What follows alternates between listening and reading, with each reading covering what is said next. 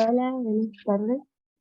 Somos Camila González, Indira Castro, Alejandra Araya, Pablo Rabanal y Natalia Flores. Y en esta ocasión vamos a hablar de una película llamada Del inconveniente de haber nacido, dirigida por Sandra Warner. Sandra Warner es una directora de cine austriaca que dirigió y coescribió este film estrenado en 2020, del cual toma el título del libro del filósofo teórico Emile Cioran. Aunque este fue una coincidencia, la directora pudo vincular las ideas de este para su película. Y dentro de la trama podemos encontrar a Ellie, que es un androide que aparenta ser una niña, viviendo con un hombre al que llama padre. Y nos muestra su relación en los días y noches, como el verano, que parece ser un poco repetitivo. Este hombre la programa, a Ellie, con recuerdos de él. Está diseñada para asemejarse a su verdadera hija y actúa como un recipiente y receptor de sus anhelos y deseos y tramos del pasado. Se nos presenta aquí un tema inquietante en esta relación, ya que se da a entender que se relacionan sexo efectivamente.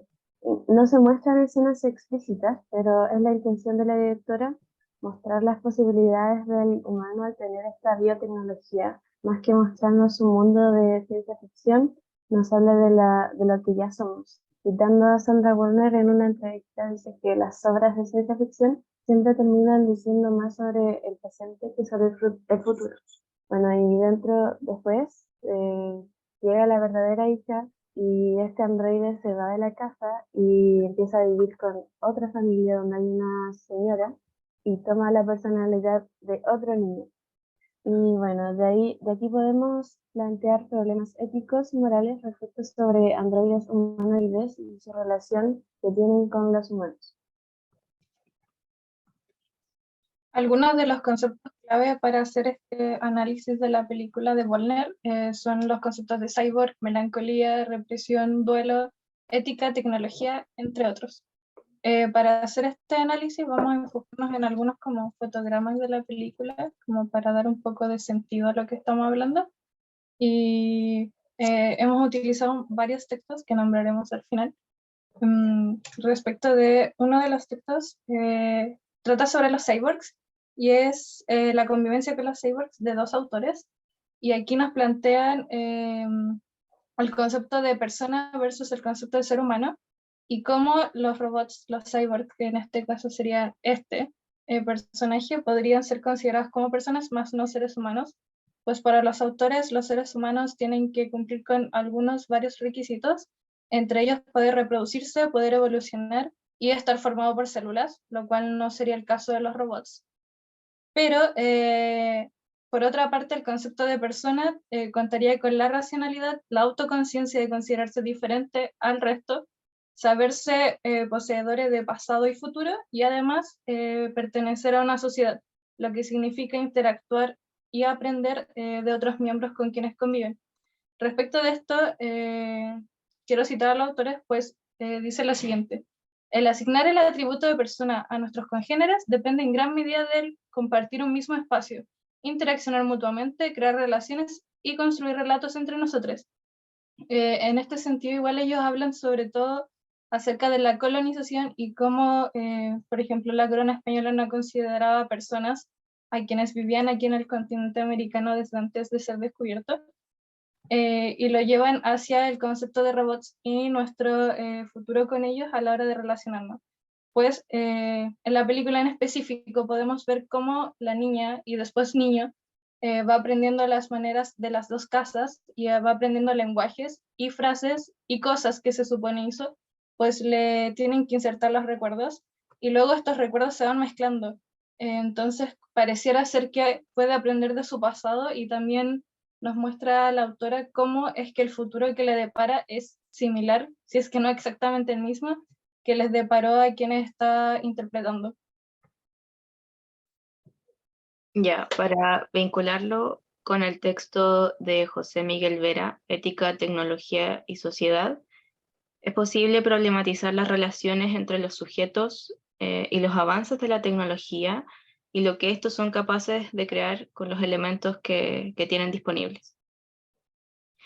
Se puede desprender la idea de que si bien la creación de máquinas conlleva avances tecnológicos positivos, siempre existe la posibilidad de que el ser humano se aproveche de esto y lo utilice para fines no necesariamente buenos.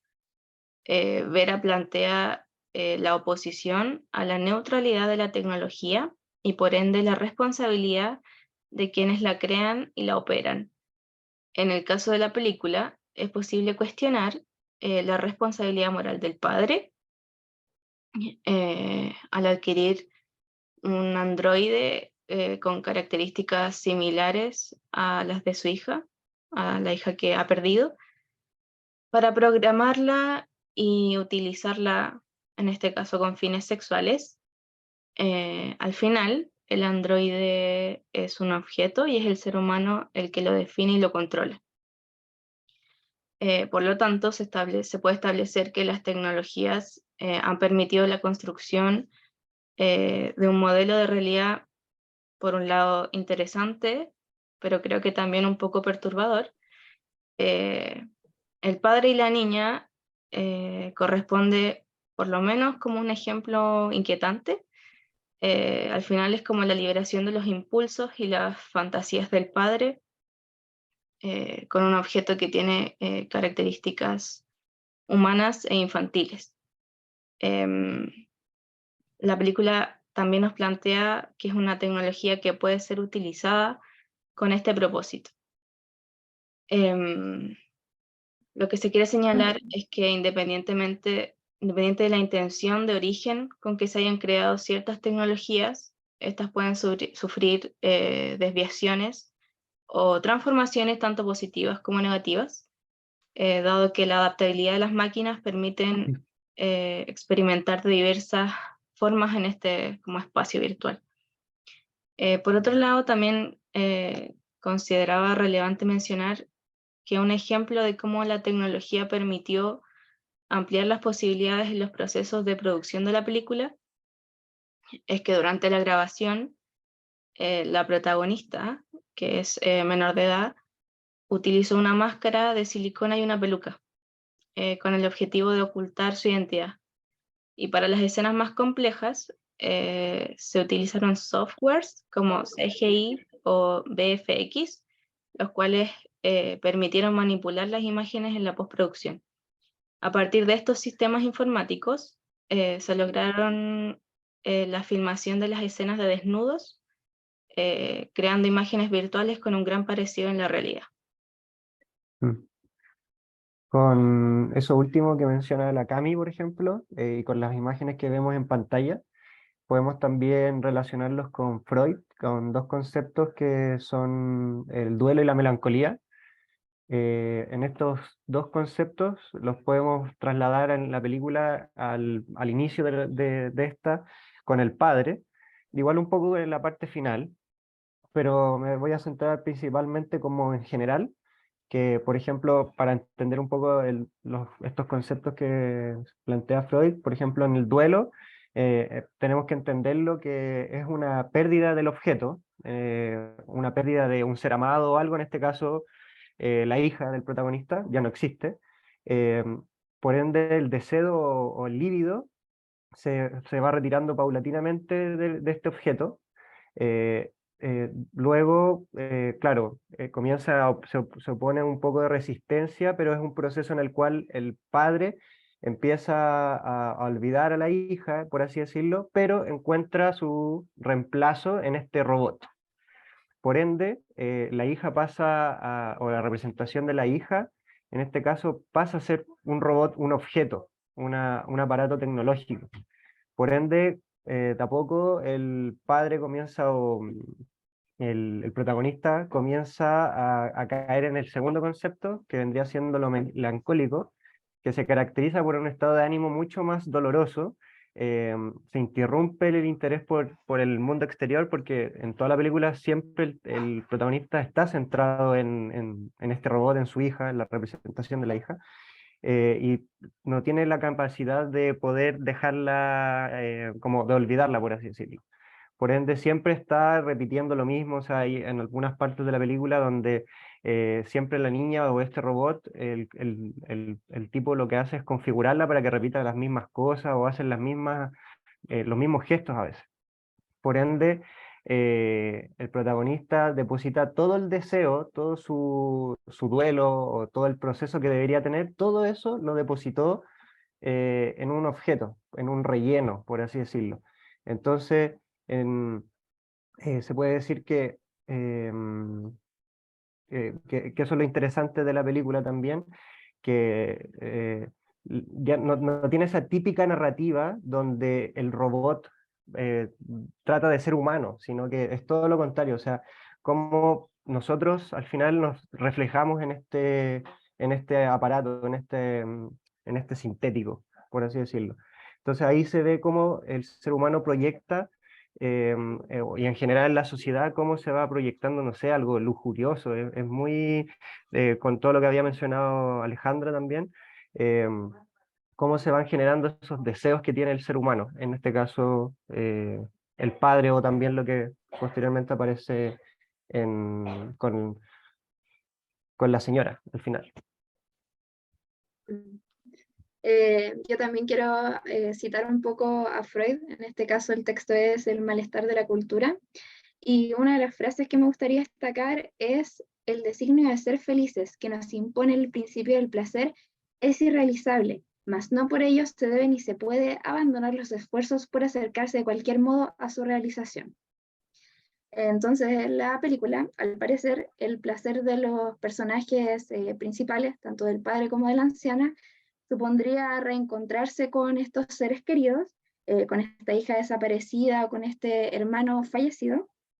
Y la alternativa que propone la película es recrear a estas personas a través de los androides. No obstante, también la película te da estos indicios de que el padre tiene esta relación sexual con la hija o con el androide de la hija, y también una relación un tanto dudosa entre la abuela y su hermano, que también da para qué pensar, no queda tan establecido como en el primer caso. Ambas son relaciones que estarían prohibidas y que encima serían condenadas socialmente. Entonces quiero citar también una parte de Tótem y Tabú. En ese texto, Freud nos habló de la sociedad primitiva, de la muerte del padre y del establecimiento de estas alianzas fraternas. La fase totémica de la cultura tendría que ver con estas restricciones que se impusieron los hermanos mutuamente para consolidar el nuevo orden social. Entonces, los primeros preceptos del tabú supondrían el establecimiento de la ley y del Estado de Derecho. Entonces, ¿qué cabida tienen en la sociedad personas con este tipo de trastornos de la conducta? Y la respuesta que, de nuevo, da la película o a lo que apunta, se relaciona con llevar una vida de semi-aislamiento. El hombre vive solo, el padre retirado en como especie de casa de verano en un bosque, y bueno, la abuela vive recluida en su departamento, pero siguen siendo personas relativamente funcionales, como se ve que el padre en varias escenas sale a trabajar y así, y ellos se acompañan de estos androides y así se evita que puedan herir a niñas humanas reales.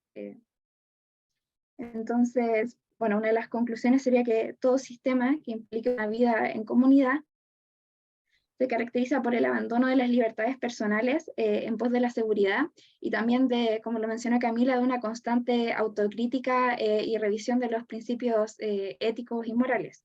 El deseo va a ser siempre reprimido y solamente podrá ser externalizado en formas socialmente aceptadas, como sería el término de la sublimación, y en términos más macro, el deseo va a ser sumamente modelado por el modelo capitalista, que te va a enseñar qué cosas debes desear y cómo puedes acceder a ellas.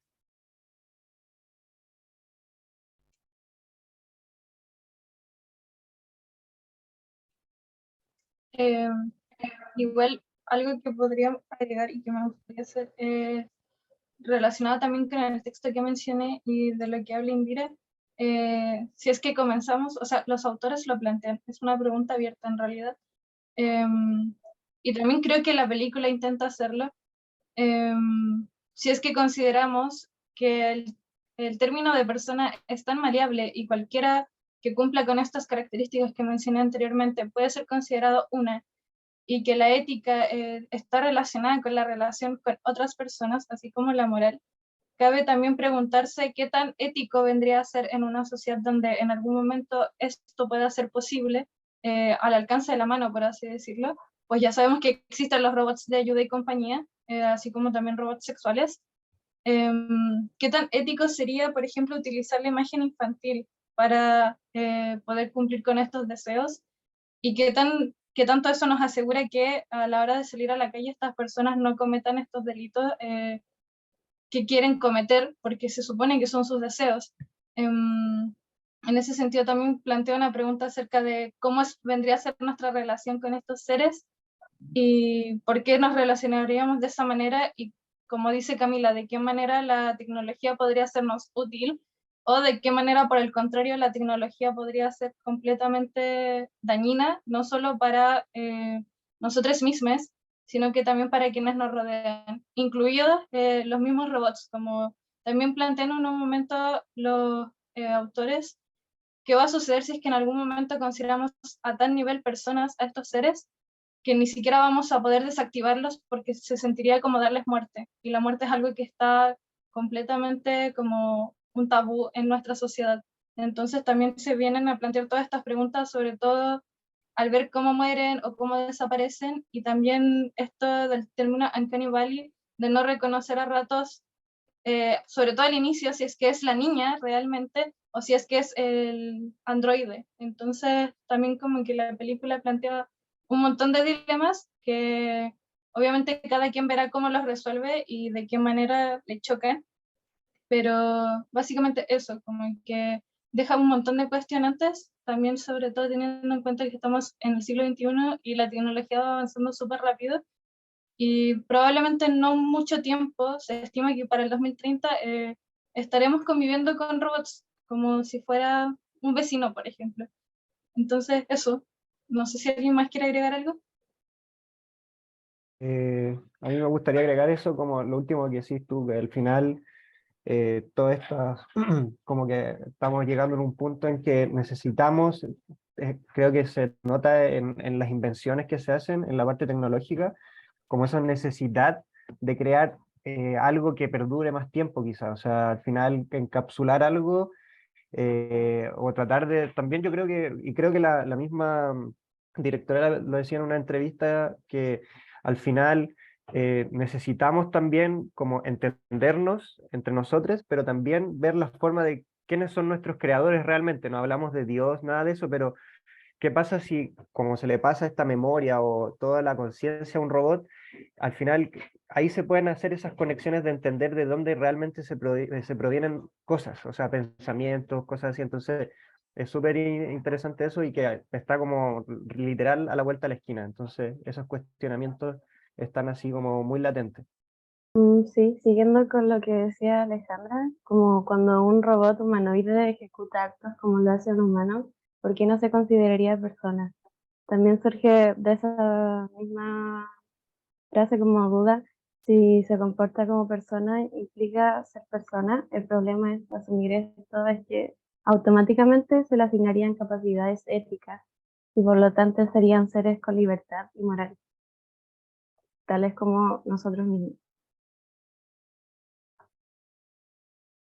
Para pensar. Muy buena la Muchas, película, recomendable. Sí, Bel. recomendado. Véala. Muchas gracias por su atención y nada, nos despedimos.